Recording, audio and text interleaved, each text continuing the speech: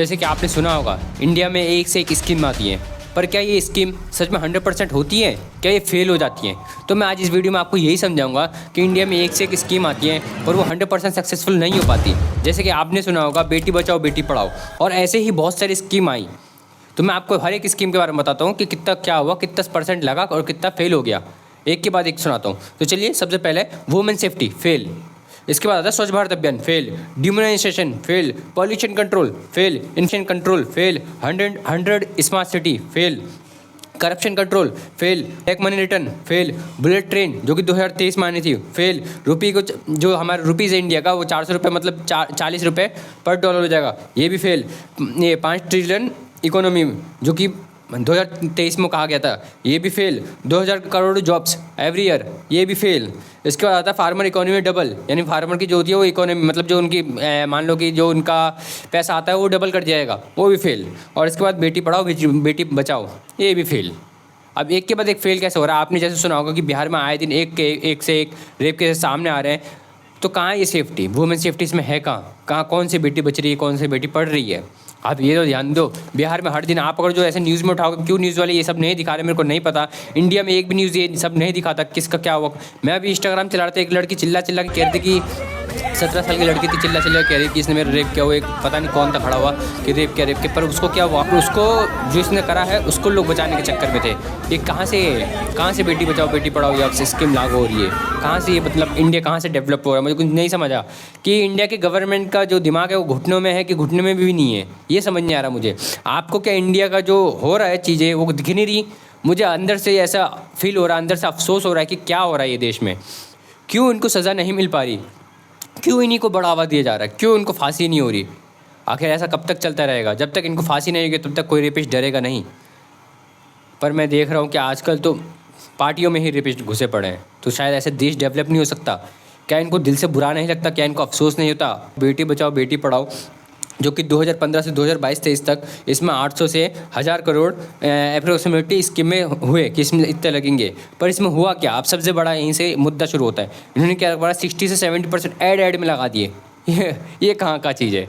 60 से 70% ऐड में खाली, यानी आप एक चीज़ मानो कि 450 से 600 करोड़ उन्होंने खाली अप्रोक्सीमेटली ऐड में ही लगा दिए। जैसे कि मैं आपको बताता हूँ कि TV add, radio add, social media में कैंपेन्स चलाना और मतलब बहुत सारे ऐड, और बस के पीछे पोस्टर, ये सब इसी में उन्होंने उड़ा दिए 450 से 600 करोड़। आप समझो इस चीज़ को, क्या इसमें ज़रूरत थी? या इसकी ज़रा अगर जो हम 450 से 600 करोड़ अगर जो हम कैमरा लगवा देते पूरे देश में लग जाता, पूरे देश में न सिर्फ एक राज्य में तो लग ही जाता। आप समझ रहे हो बात को? पर इनको नहीं, इनको ऐड दिखाना है, इनको दिखाना भी तो है मैंने कितना काम करा, इनको ये सब दिखाना हमारी गवर्नमेंट को। तो फिर यहाँ से चलते हैं कि इन्होंने ग्राउंड पे अब कितना काम किया, यानी कितना यहाँ पे इन्होंने काम किया। तो इन्होंने एजुकेशन टुवर्ड्स मतलब थोड़ा बहुत लगाया, और 150 से 200 करोड़ बस एजुकेशन में इन्होंने इन्वॉल्व किया। और मेरे को तो यही लगता है कि एजुकेशन में भी जब इन्होंने लगाया वो पैसा, वो भी वेस्ट चला गया। क्यों? क्योंकि एजुकेशन तो बिल्कुल ना के बराबर ही अपने इंडिया में देख रहा हूँ मैं।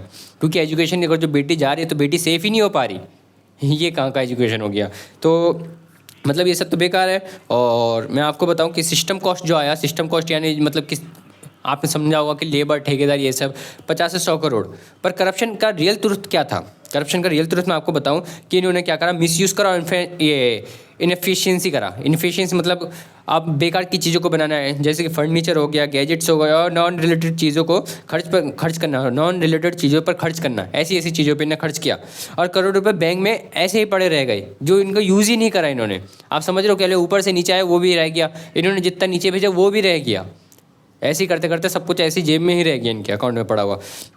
और 100 से 200 करोड़ तो मिसयूज़ हो गया। तो आप समझो कि टीवी पे मान लो हमने 450 से 600 करोड़ जोड़ा था, तो हमने मान लिया 500 करोड़, और यहाँ पे हमने मान लिया 200 करोड़, तो 600 और 200 800 करोड़, यानी इनका लगभग ना के बराबर ही इन्होंने बेटी बचाओ बेटी पढ़ाओ पे लगाया। क्योंकि जब हमने पता है कि 2015 से 2023 तक इन्होंने टोटल 800 से 1000 करोड़ इसमें स्कीम में लगाए, इतना पास हुआ था स्कीम, इतना मतलब लगना था। तो इन्होंने ऐसे ही वेस्ट तो बहुत ज़्यादा ही कर दिया। आप समझ रहे हो? तो शायद ऐसे देश डेवलप नहीं होगा, और देश ऐसे डेवलप हो भी नहीं सकता, सॉरी। और देश को डेवलप करने के लिए पहले हमें मैच्योर बनना पड़ेगा। हमें मैच्योर मैं आपको किस तरह से बता रहा हूँ कि हमें सबसे पहले स्टैंड लेना पड़ेगा हर एक चीज़ का, जो हमें गलत दिख रही है उसका स्टैंड लेना पड़ेगा। क्योंकि मैंने इंस्टाग्राम पे देखा बहुत जने अपने मतलब ऐसे चला रहे थे और जब आवाज़ लगा रहे थे उन पर क्या हो गया, उन पर केस होने लगे, उन पर FIR होने लगे, उनके अकाउंट बंद कर दिए गए, उनके अकाउंट सस्पेंड कर दिए गए और परमानेंट डिलीट भी कर दिए गए। तो शायद ऐसे देश डेवलप नहीं हो सकता जहाँ पे इंडिया की गवर्नमेंट ही इंडिया के लोगों से डर रही है कि हमारे खिलाफ इतना कैसे बोल रहे हो, उनसे डर रही है वो साफ साफ। उनको डरना नहीं चाहिए, तो उनको ठोक के बोलना चाहिए था कि मैंने ये काम करा है और देख लो तुम। पर वो खुद डर रही है, कहाँ से ऐसे देश डेवलप होगा। जब मैं एक चीज़ बताऊँ, इंडिया मतलब एक देश जब भी डेवलप हो सकता है जब वहाँ के लोग सरकार से खुश हो जाए और कहें कि इन्होंने ये काम करके दिया है। पर शायद आजकल के लोग भी अंधे हो चुके हैं, उनको काम से कोई मतलब ही नहीं है। वो जो आए दिन रेप हो रहे हैं उनसे कोई मतलब ही नहीं है। उनको किससे मतलब है, खाली अपने धर्म से मतलब है, चाहे वो हिंदू हो, मुस्लिम हो, कोई भी हो इंडिया का, उन्हें खाली अपने धर्म से मतलब है। एक मैं आपको एक चीज़ बता रहा हूँ और आखिरी चीज़ है मेरी, वीडियो तो ज़्यादा लंबी हो जाएगी। एक कैमरा हर एक व्हीकल को देख लेता कि कौन बिना हेलमेट के कौन नहीं, चलती हुई रोड पे, और वो तुरंत चालान काट देती है। पर वही कैमरा आज तक टूटी हुई सड़कों को नहीं देख पाई, वही कैमरा आज तक रेपिस्ट को नहीं देख पाई, वही कैमरा कभी सज़ा नहीं दिला पाई। क्या ऐसे इंडिया आगे बढ़ेगा? सॉरी गाइस, ऐसे इंडिया आगे नहीं बढ़ेगा। थैंक यू, मैं ये वीडियो यहीं समाप्त करता हूँ और प्लीज़ सब्सक्राइब कर देना। लगातार मेरे को 4 महीने हो गए, 3 दिन का मैंने पिछले ब्रेक लिया क्योंकि मेरे को बहुत तबीयत ख़राब थी। वापस आ गए, अभी भी तबीयत ख़राब है, तो प्लीज़ सब्सक्राइब कर देना, please please please. Thank you guys.